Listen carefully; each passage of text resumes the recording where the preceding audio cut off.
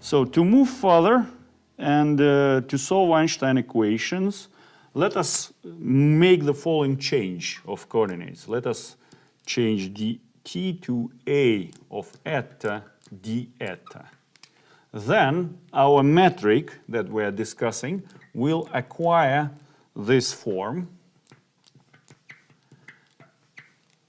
d eta squared minus dr squared 1 minus k r squared minus r squared d omega squared.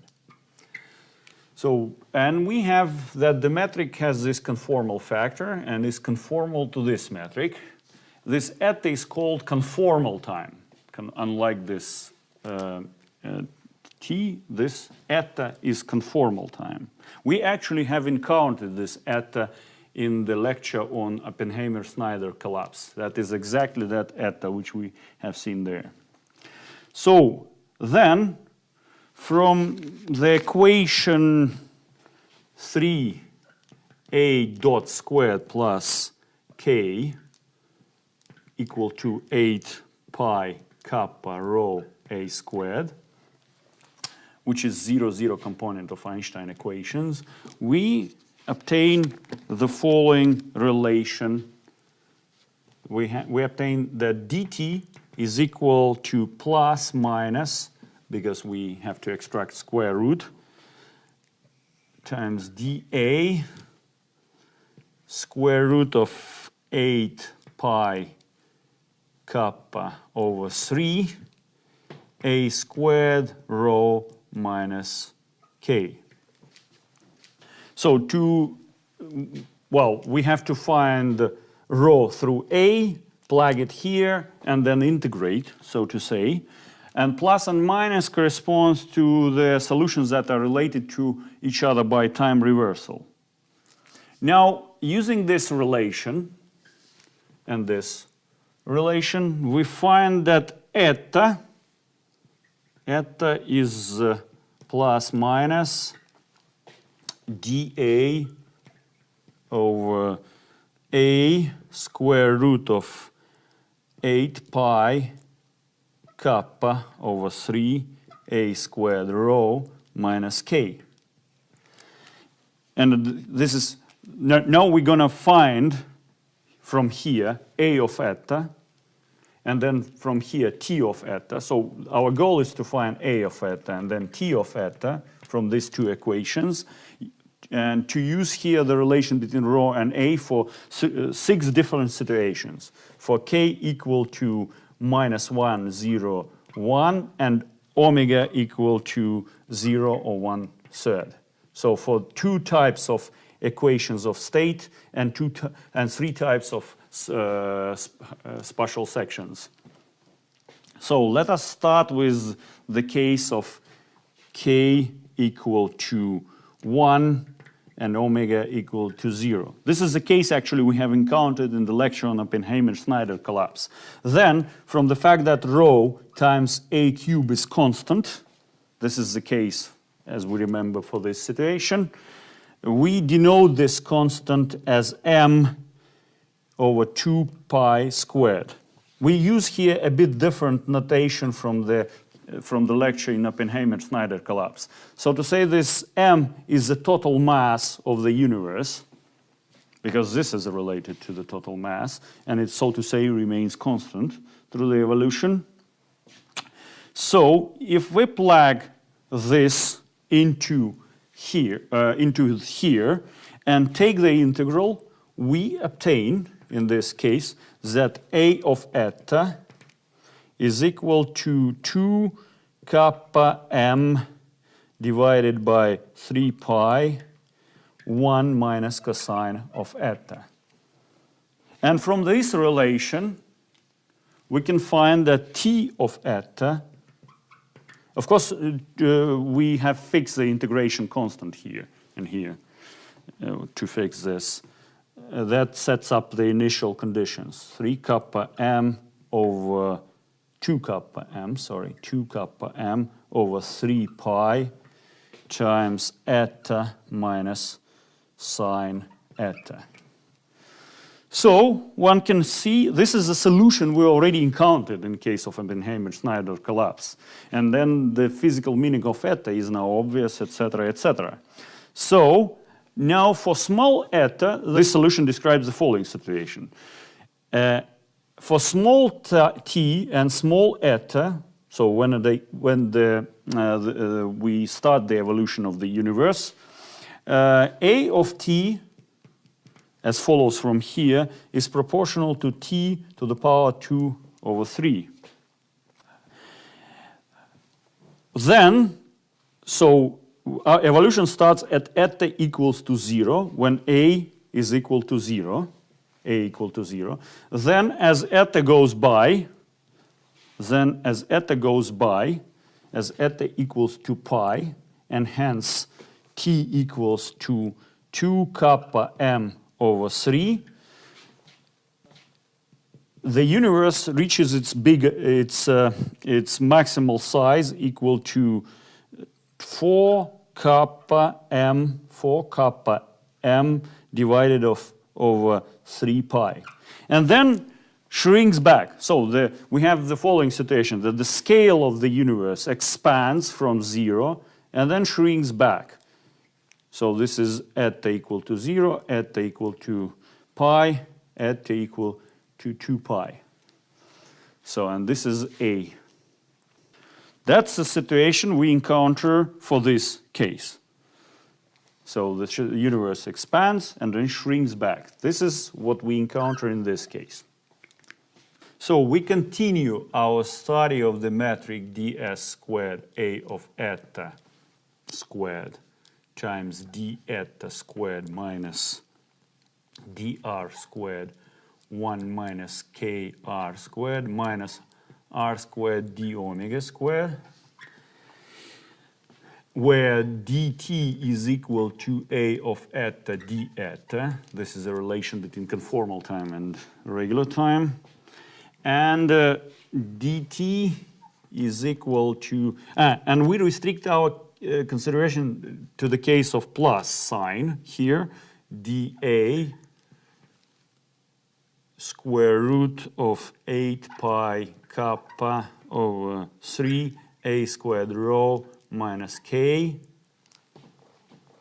and also hence to the plus sign for the eta dA over a square root of 8 pi k kappa over 3 a squared rho minus k. So we have already considered the case when k equal to 1 and omega, the relation between rho and p, is equal to 0.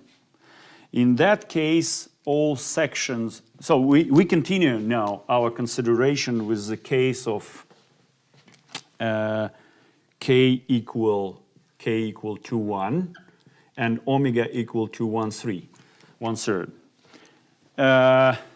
This case, again, one more clarification to the previous situation and to this one. For this case, I remind you that every spatial section in this metric is a sphere, three sphere. And we have encountered the situation that the size of this 3 sphere starts its expansion from 0 radius, gets to some final value, and then shrinks back. In this case, we again will encounter this situation with a little bit different behavior of the radius. So because in this case, unlike the previous situation, in this case we have rho equal to A4, which is multiplied by A4, which is equal to constant, rather than A cube. Let us denote this constant as 3A1 squared over 8 pi kappa. And this is constant. This is a convenience, for convenience reasons. If we plug this constant into here, then we immediately obtain that A of eta is A1 sine eta, and T of eta is equal to A1 1 minus cosine of eta. So as we start at eta equal to 0, T equal to 0, A is 0. So we, again, start, the universe starts its expansion with 0 size, expands to a finite size as eta goes by, at eta equal to pi over 2, it gets finite size, and then shrinks back to 0 size. All this consideration corresponds to plus sign. Minus sign would correspond to the time reversion of this solution. The same is true for the case of k equal to 1 and omega equal to 0. So, and let me say one more thing, that for small t, when t is of order of 0, for the very beginning of the expansion, it's not hard to see that a of t is proportional to the square root of t, and rho is proportional to 1 over t squared, as follow from the formulas. Let us continue with the case of hyperbolic spatial sections.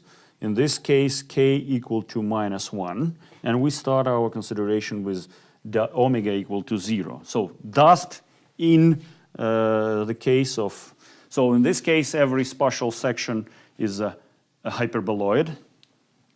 And for this case, we encounter that r times a cube is constant. Let us denote this as 3a0 over 4 pi kappa. Well, this is just a notation. This is constant. The reason for the notation, well, for example, the reason for this notation is just because a1 appears as the amplitude here. And the same we will encounter here. If we use here this and plug it here, we obtain that a of eta is equal to hyperbolic sine, or a0, this is a0, times hyperbolic sine, cosine of eta minus 1, and t of eta is a0 times hyperbolic sine of eta minus eta. Well, once we have got this, from this equation we can find t of eta. Now we encounter the following situation, that the universe starts its expansion from 0 size and continues it eternally. It doesn't shrink back, unlike this situation of the closed universe. And again, at the it starts its homogeneous expansion from 0 size at t equals to 0. And at the beginning of the expansion, when t is very small, a is proportional to the t 2/3. 2/3. In fact, it's actually similar to the case of k equal to 1 and omega equal to 0. The expansion also starts with such a behavior.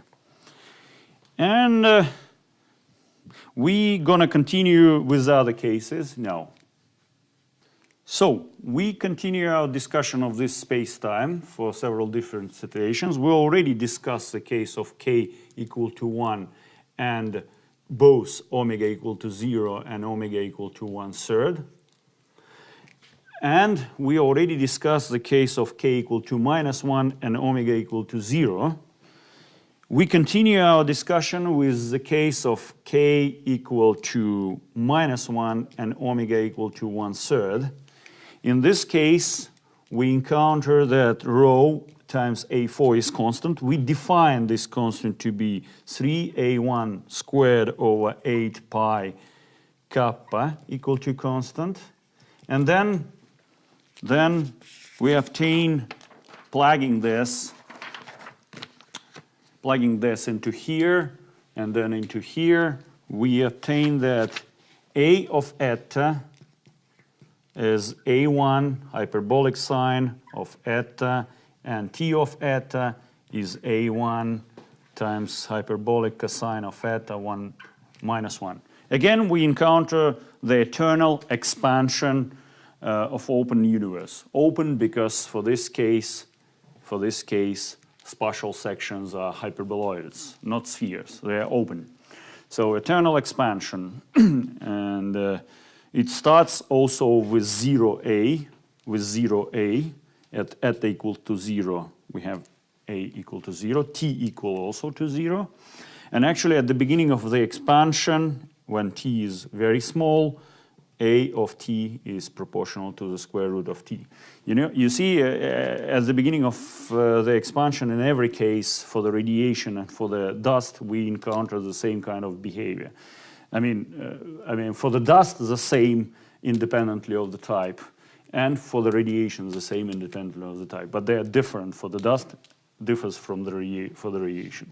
Now, for the case when k equal to 0 and omega equal to 0, one can directly integrate this. As one can see. And in this case, well, first of all, we encounter rho a cube equal to constant. And then, as a result, from the integration from here, we encounter that a of t is equal to constant times t 2/3. And the behavior. So for this case, this is always like that, this relation. For the other cases, such a behavior for the dust is only at the beginning of the expansion. And finally, when k equal to 0 and omega equal to 1/3, we, as usual, have rho a to the 4th is constant.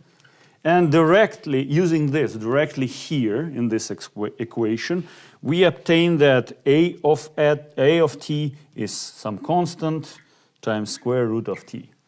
Again, always we have this relation for this case, while for the radiation, for the case of k equal to 1 and k equal -1, such a relation is valid only at the beginning of the expansion. Now let me say a few words that at present our universe, with a good precision, corresponds to the case k equal to 0 and omega equal to 0, up to one important issue that recently,